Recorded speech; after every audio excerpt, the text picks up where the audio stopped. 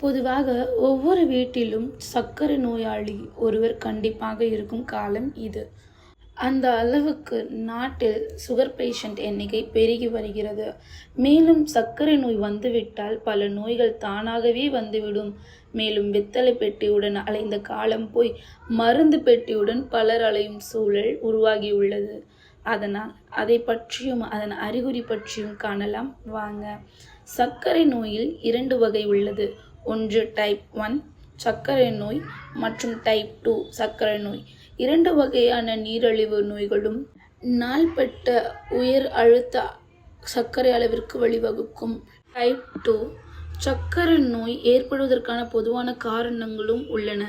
அவைகள் மரபணுக்கள், உடல் பருமன், உடலில் இன்சுலின் எதிர்ப்பு, போதுமான உடல் உழைப்பு இல்லாமை.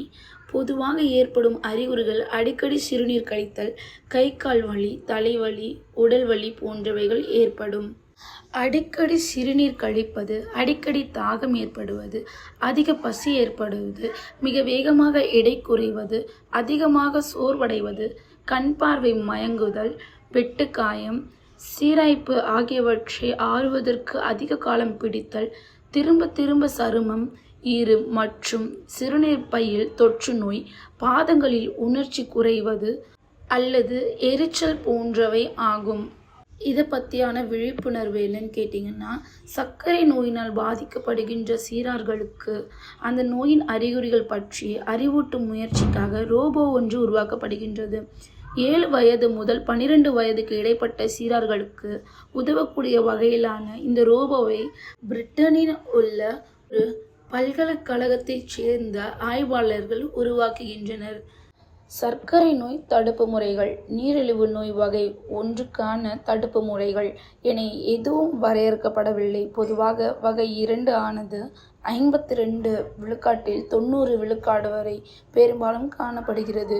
இந்த நோயினை உடல் எடை பராமரிப்பு, உடல் இயக்க செயல்படுவதற்கான ஈடுபாடு, ஆரோக்கிய உணவு பழக்க வழக்கம் ஆகியவற்றின் மூலமாக தடுக்கவும் தாமதப்படுத்தவும் இயலும்.